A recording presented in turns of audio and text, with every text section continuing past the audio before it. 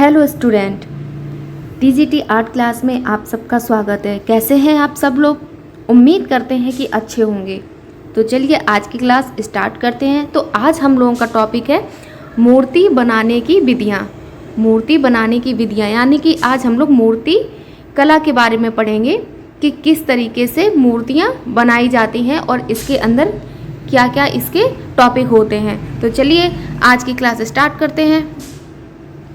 मूर्ति कला बनाने की विधियाँ किसी भी माध्यम में, जैसे हाथी दांत, लकड़ी, पत्थर, मिट्टी, सीप आदि से आकृति बनाते हैं। इसको हम पीटकर, खोदकर, सांचे में तराशकर कई विधियों से बनाते हैं। तो जैसे कि हाथी दांत हो गया, जैसे कि आपने हाथी दांत पे जो चित्रकारी होती है वो उसको बोल सकते हैं। लकड़ी हो गई, पत्थर हो गया, मिट्टी, सीप आदि इन सब पे आकृतियाँ बना सकते हैं। तो ये 3D में होती हैं। तो जो मूर्ति कला होती है ना वो 3D होती है। कैसी होती है? 3D होती है। और जो चित्रकला होती है वो कैसी होती है? वो 2D में आ जाती है, मतलब कि वो द्विआयामी में आ जाती है। इसमें कई तकनीक माध्यमों का प्रयोग किया जाता है। अब इसी के जो अंदर माध्यम है इसका वो देखेंगे। मूर्ति के रूप, छवि रूप विष्णु की अधिकांश मूर्तियाँ, प्रतीकात्मक रूप शिव जी की अधिकांश मूर्तियाँ। तो छवि रूप विष्णु की अधिकांश मूर्तियाँ आप लोगों ने देखी होंगी, और प्रतीकात्मक रूप जो शिव जी की अधिकांश मूर्तियाँ होती हैं, जैसे शिवलिंग हो गया। इस तरीके से मूर्ति बनाने की विधि, अब हम लोग मूर्ति बनाने की विधि देखते हैं कि किस किस तरीके के होते हैं। जैसे टेराकोटा हो गया, कांच ढलाई, सांचा विधि, fibre casting, stone carving, cement casting. तो ये सारी क्या हैं? इन सभी चीज़ों से मूर्तियाँ बनाई जाती हैं। तो पहला स्टार्ट करते हैं टेराकोटा से। टेराकोटा लैटिन के 2 शब्दों से मिलकर बना है। किससे बना है? लैटिन के 2 शब्दों से मिलकर बना है। टेरा और कोटा। टेरा मीन्स मिट्टी हो जाता है, कोटा मीन्स पकाना या जलाना हो जाता है। तो इससे क्या बनता है? हमारा टेराकोटा बनता है। टेराकोटा, इससे बर्तन, दीपक, मटकी, मूर्तियाँ आदि वस्तुएं बनाई जाती हैं। ये क्या लाल रंग में होता है और इसमें 60% मिट्टी होती है और 40% इसमें बालू होती है। तो टेराकोटा के जो बर्तन होते हैं वो आप लोगों ने देखे होंगे, जो मतलब कि मतलब अंदर जो खोखले टाइप के होते हैं वो वाले होते हैं, जैसे मटकी हो गई या गुल्लक हो गया, इस तरीके से। चलिए आगे देखते हैं। ये देख लीजिए, ये टेराकोटा की ही मूर्तियां हैं जो इस तरीके से बनी हुई हैं। उभार दाव,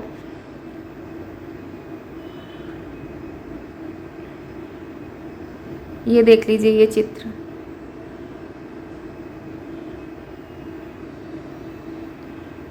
ये भी टेराकोटा सा ही बना हुआ है ये चित्र। ये सारे चित्र जो हैं, छोटा कर देते हैं एक बार। अब देखिए,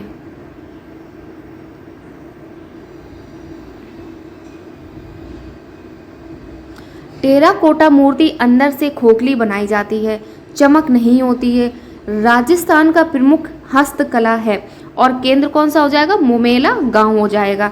तो टेराकोटा मूर्ति जो अंदर से वो खोखली बनाई जाती है, चमक नहीं होती, मतलब उसमें जो शाइनिंग होती है पॉलिश टाइप की वो नहीं होती है। और राजस्थान का प्रमुख हस्तकला है, ये राजस्थान की प्रमुख हस्तकला है। और केंद्र कौन सा हो जाएगा? मोमेला गांव हो जाएगा। अलवर का कागजी टेराकोटा प्रसिद्ध है। अगर अलवर का पूछा जाए तो कागजी टेराकोटा हो जाएगा। और राजस्थान का हस्तकला और केंद्र मोमेला गांव के लिए ये प्रसिद्ध है। अब हम लोग पढ़ते हैं कांस ढलाई। हमारा मतलब दूसरा माध्यम जो है वो कांस ढलाई हो जाएगा, यानी कि ब्रॉन्ज कास्टिंग। कांसा जो होता है जो मिश्र धातु से बनता है, जिसमें जस्ता, तावा, टीन मिलाकर मूर्तियाँ बनाई जाती हैं। ब्रॉन्ज कास्टिंग में रंग लगाए जाते हैं, वह एसिड वेस्ट होते हैं। नीला नाइट्रिक एसिड, मतलब जो कलर होता है वो नीला टाइप का होता है, और जो ये एसिड होते हैं ये वेस्ट होते हैं, अम्लीय बोल सकते हैं, अम्लीय। ठीक है,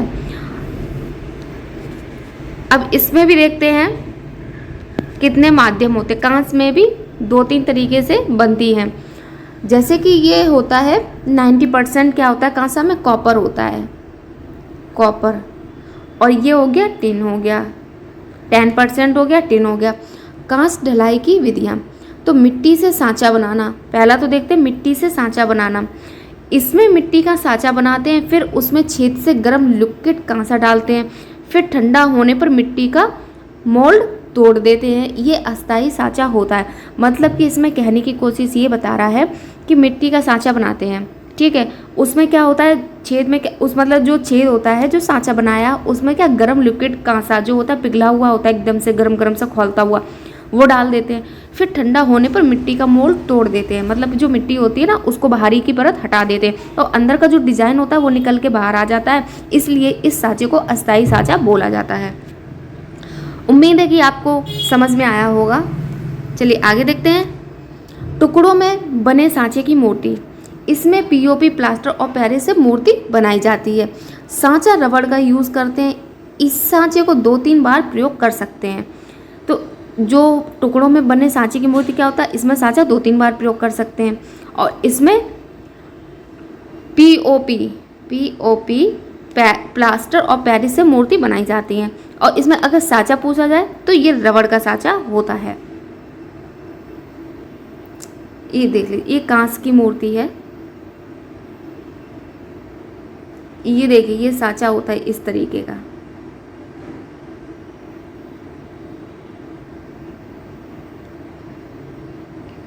ये जो रबड़ का सांचा है वो जो इस तरीके का होता है।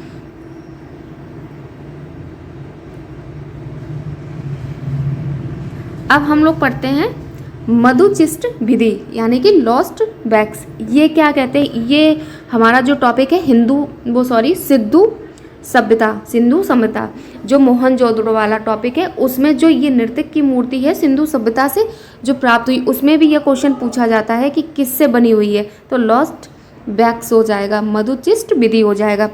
पहले मोम की विधि सांचा बनाते हैं। मतलब पहले क्या करते हैं, मोम का सांचा बनाते हैं। उसमें मिट्टी लगाते हैं, फिर आग में तपाते हैं। इसमें वैक्स निकल जाता है और खाली मिट्टी का खोल रह जाता है। फिर उसके अंदर क्या करते हैं, मैटर डालते हैं उस छेद में, फिर ठंडा करते हैं, फिर मोल्ड को तोड़कर मिट्टी निकाल लेते हैं। इसमें इस तरीके से बनाते हैं। तो समझिए, पहले मोम का सांचा बना देते हैं, उसमें मिट्टी लगाते हैं। पहले सांचा बनाया, फिर उसमें मिट्टी लगाते हैं, फिर आग में तपाते हैं, फिर उसको जो गर्म हीट होता है काफ़ी ज़्यादा, फिर उसको आग में तपाते हैं। इससे क्या होता है, तपाने से उसका जो वैक्स होता है वो निकल जाता है। जो खाली मिट्टी का खोल रह जाता है उसमें क्या करते हैं, ये लोग मैटर डालते हैं उस छेद में। फिर मैटर डालने के बाद फिर उसको ठंडा करते हैं। ठंडा करने के बाद में फिर उस मोल्ड को तोड़कर मिट्टी निकाल लेते हैं। चलिए आगे देखते हैं। अब आता है सांचा विधि।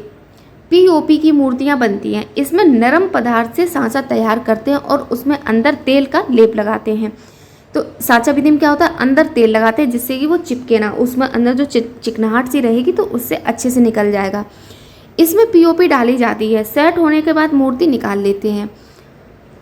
इससे कागज़ की लुगदी भी मूर्ति बना सकते हैं। इसमें कागज़ को गलाकर एक अच्छा पेस्ट बनाकर मूर्ति तैयार की जाती है। जो कागज़ की लुगदी होती ना, तो वो मतलब कैसे बनाते हैं, जैसे कि कागज़ बहुत सारे ले लिया, उसको छोटा छोटा टुकड़ों में काट के या तो उसको थोड़ा से पानी में भिगो दिया, फिर जो वो एकदम से बहुत ही ज़्यादा मतलब गल जाता है ना, तो फिर उसी को कागज़ की लुगदी बोलते हैं। ठीक है, चलिए आगे देखते हैं। फाइबर कास्टिंग वस्तुएं क्या होती है, रेजिन, कैटलिस्ट, मोबिल ऑयल और मस्टर्ड ऑयल आदि। इसमें भी ऑयल का यूज़ होता है।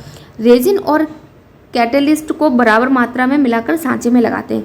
ये जो रेजिन और कैटलिस्ट होता है इसको बराबर मात्रा में मिलाकर सांचे में लगाते हैं। फिर मैट लगाते हैं। कई बार ऐसा करते हैं। सूखने के बाद सांचा तोड़ते हैं, मूर्ति निकाल लेते हैं। तो आइए देखते हैं इसमें चित्र में। ये हो गई मोहनजोदड़ो की जो मैं मूर्ति बता रही थी, सिंधु सभ्यता से जो पूछी जाती है। ये हो गया जो मैंने बताया था, मिट्टी का सांचा बनाते हैं, उसमें जो छेद होता है उसमें गरम गरम लिक्विड डालते हैं, ये वो वाला हो गया। ये हो गया फाइबर कास्टिंग, जिसके बारे में अभी हम लोगों ने पढ़ा है। ये भी फाइबर कास्टिंग है, इस तरीके से बनाते हैं।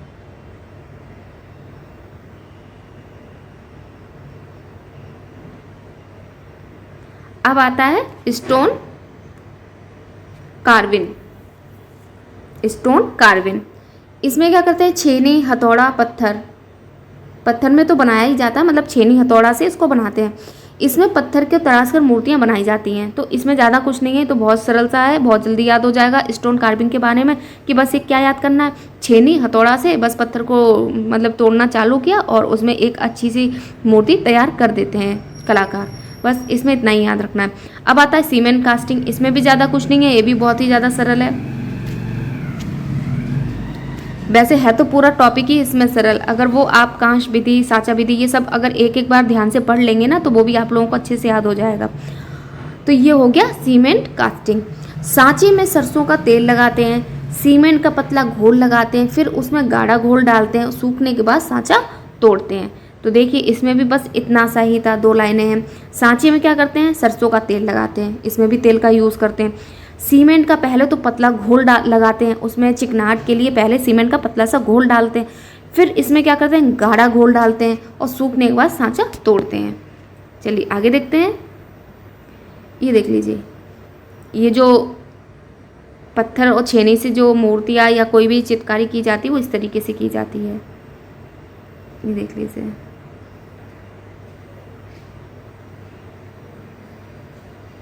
ये सारी पत्थर से बनी हुई मूर्तियां हैं, ये इस तरीके से बनाते हैं।